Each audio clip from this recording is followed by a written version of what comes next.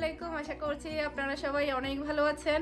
আমরাও সবাই আলহামদুলিল্লাহ ভালো আছি। আরও একটু নতুন ভিডিও দেখার জন্য আপনাদের সবাইকে ওয়েলকাম জানাচ্ছি।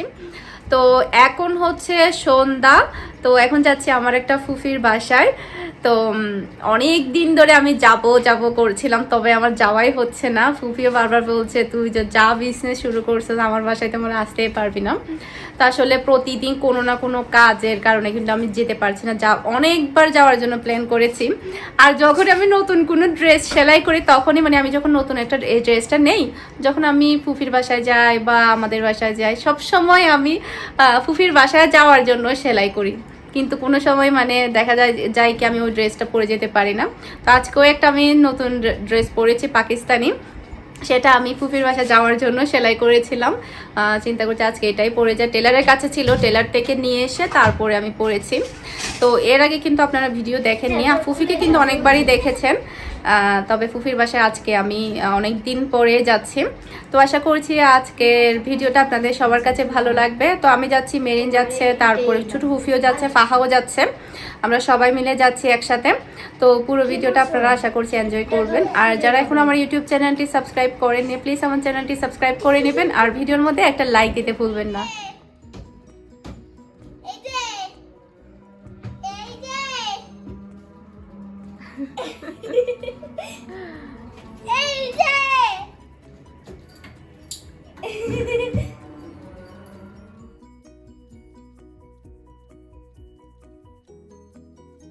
টুনটুমা, তুমি রেডি? হাই দাও সবাইকে, হাই দাও। লিপস্টিক নিয়ে ফেলতেছে তোমার। হাই দাও। আমি তোমাকে দিয়ে দিই, দাঁড়াও বুতমটা মেরে দিই। হাই দাও মিহি, মিহি হাই দাও, হাই দাও। মুখে একটু বুতমটা মেরে দাও। তো এখন হচ্ছে আমরা নিচে চলে এসেছি ফাহাদের বাসায়। এরপরে আমরা বের হয়ে গিয়েছি, ফুফি ফাহা সবাই রেডি ছিল।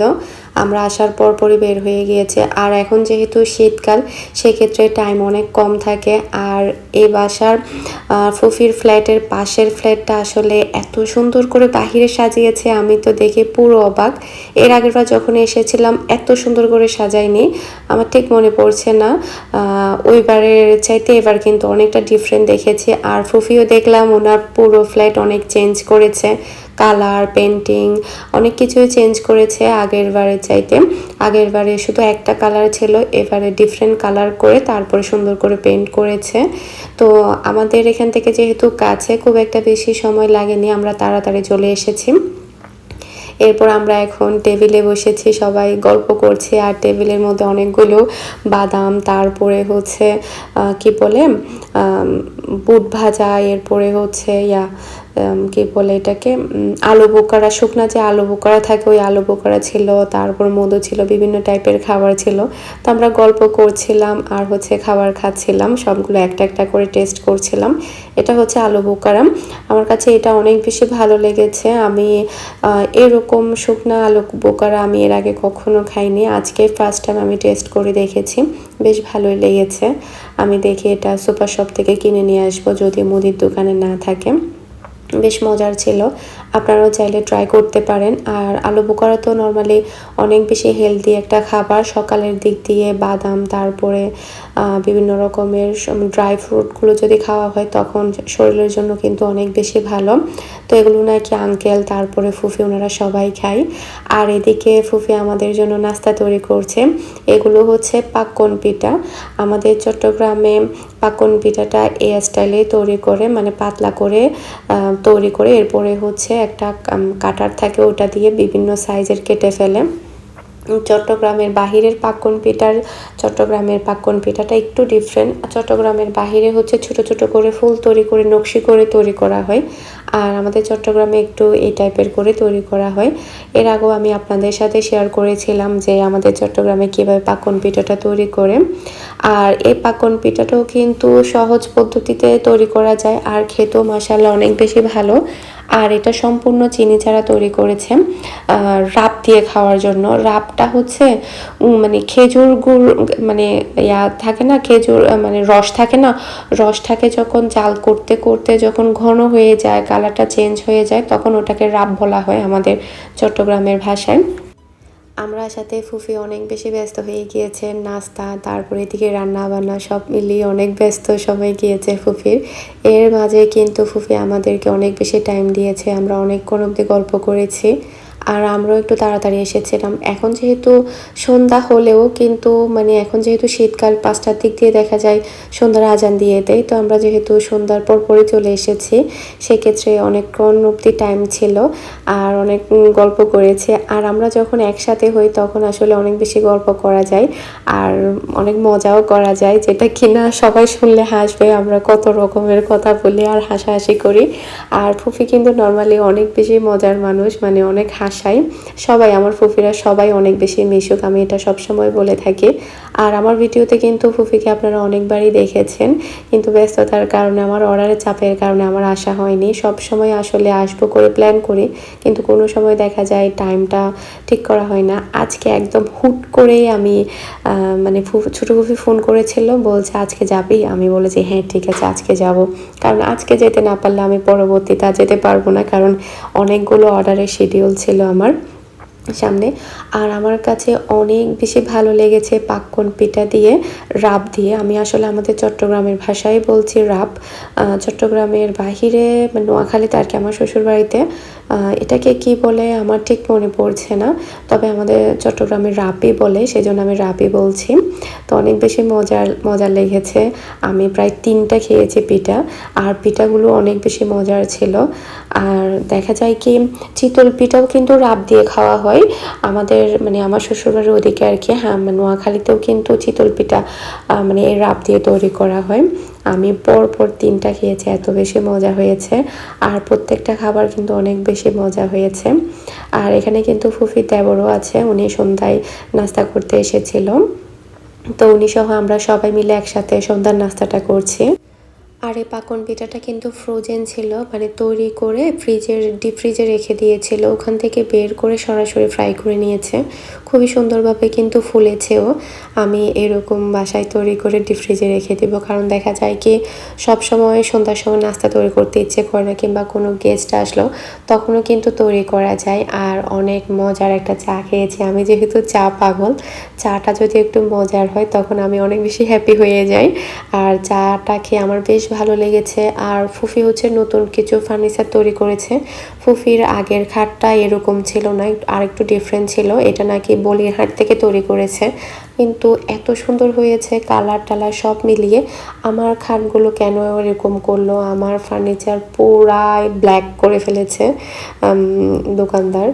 তো আমার অনেকটা মন খারাপ হয়ে গিয়েছে ফুফির ফার্নিচারগুলো দেখে। আর এখানকার সোফাগুলো নাকি বলিরহাট থেকে তৈরি করেছে, কালার হয়তো আপনারা দেখলেই বুঝতে পারবেন কত সুন্দর হয়েছে। মানে এই সোফা আর হচ্ছে ফুফির খাট, এই দুইটাই নাকি বলিরহাটের তৈরি করা। তো ওখানকার ফার্নিচারের কালার কিন্তু বেশ সুন্দর। আর ফুফির ফ্ল্যাটটা আমার কাছে অনেক বেশি ভালো লাগে, কারণ অনেক বেশি খোলামেলা, বড়, ড্রয়িং ডাইনিং আলাদা। আর ড্রয়িং রুমটাও কিন্তু মাশাআল্লাহ অনেক বড়, মানে খুবই সুন্দর করে কিন্তু সাজানো যাবে, একদম সিম্পল করে খুব সুন্দর করে সাজিয়েছে। আমার কাছে এরকম ফ্ল্যাটই ভালো লাগে। আমি অনেক ফ্ল্যাট দেখেছি ড্রয়িং ডাইনিং একসাথে, এরপরে একটু ছোট টাইপের। আবার অনেক সময় দেখা যায় রুমগুলো খুব একটা বেশি বড় থাকে না, কিন্তু আমার ফুফির এই ফ্ল্যাটটার রুমগুলো যেমন বড়, আবার ড্রয়িং ডাইনিং আলাদা, আবার ড্রয়িং রুমও যথেষ্ট বড়, আবার ডাইনিং রুমও যথেষ্ট বড়, রান্নাঘর সব মিলিয়ে আমি সবসময় বলি আমার কাছে এই ফুফির ফ্ল্যাটটা অনেক বেশি ভালো লাগে। বিশেষ করে আমার কাছে ভালো লাগে ড্রয়িং রুমটা একদম খোলামেলা, মানে 2 সেট এখানে কিন্তু চাইলে সোফা রাখা যাবে এই আর কি। আর রুমগুলো কিন্তু প্রত্যেকটা বড় বড়। তো টুনটু অনেক বেশি দুষ্টামি করছে এইখানে। ফার্স্টে তো ও একদম কোল থেকে নামছিল না, ফাহার কোলেই বসেছিল। এরপর পরে ও একটু ফ্রি হয়েছে। আর আমি আজকে যে ড্রেসটা পরেছি এটা হচ্ছে মাহাজালের, এটার নিউ কালেকশন কিন্তু অলরেডি আসবে কয়েকদিনের মধ্যে। মানে এটার যে যে ক্যাটালগুলো ছিল ওগুলো সবগুলোই সোল্ড ছিল, আমি জাস্ট একটা সেলাই করেছিলাম। তো নেক্সটে কিন্তু এই ব্র্যান্ডের ড্রেস আসছে, আপনারা চাইলে নিতে পারবেন আমার পেজ থেকে। তো যেগুলো আসবে এগুলো কিন্তু অনেক বেশি সুন্দর, আর যেগুলো সেল হয়ে গিয়েছে এগুলো আপনারা ভিডিওতে দেখেননি, এগুলো আসার আগেই বুকিং হয়ে গিয়েছিল। আর আমার কাছে সবসময় এই টাইপের কালারগুলো সবচাইতে বেশি ভালো লাগে। আমি একটু মানে উজ্জ্বল কালারের চাইতে এই ধরনের কালারগুলো বেশি পছন্দ করে। আপনারা হয়তো বা আমার পরার ড্রেসগুলো দেখলে বুঝতে পারবেন আমি এই টাইপের কালারগুলো একটু বেশি পছন্দ করি। সব ধরনের কালারই আমার কাছে ভালো লাগে, হোয়াইট তো আমার ফেভারিট কালার। আপনি কি করেন? খেলাধুলা সব নিয়ে আসতেছে।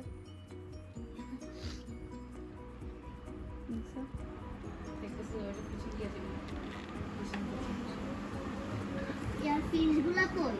ফিশগুলা আসছে তো এগুলা আমরা খালতা কই না সব গেছে না ফিশ নিয়ে যেটা দেশ ওকে যদি বলি গেটা উঠে চলে যাবে। আমি বসবো না চেয়ারে অন্ধকার।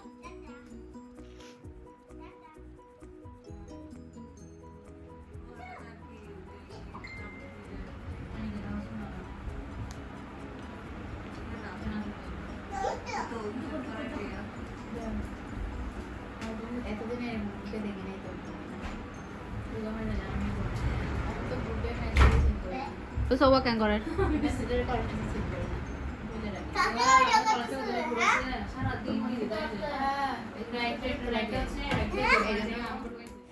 আর এদিকে তো ফুফি আমাদের সবার জন্য রান্না করতে করতে ব্যস্ত। সবার শেষে হচ্ছে ফুফি এখন শুটকির ভর্তা করবে। রান্নাবান্না সবই করে নিয়েছে। আর ফুফি যেহেতু মানে যৌথ ফ্যামিলিতে ছিল, সেক্ষেত্রে অনেকটা বেশি চালু, মানে টুসটাস রান্নাবান্না সেরে নিতে পারে। অনেকগুলো আইটেম করেছে, খুব তাড়াতাড়ি রান্না করে ফেলেছে, মানে বেশিক্ষণ সময় লাগেনি। তো এখানে যে ভর্তাটা করছে এটা হচ্ছে ফুফির দেবরের হাতের ভর্তা। এই বাসায় নাকি যতই ভর্তা তৈরি করা হয় সবই নাকি ফুফির দেবরই ভর্তাটা তৈরি করে, অনেক বেশি মজা হয়। আসলে আজকের এই ভর্তাটা মানে আমার মনে হয় যে আমি অনেক বছর পরেই খেয়েছি, এত মজার হয়েছে। মানে পুরুষ মানুষের হাতের খাবার সব সময় যে মজার হয় সেটা তো আমার আগে থেকেই ধারণা ছিল।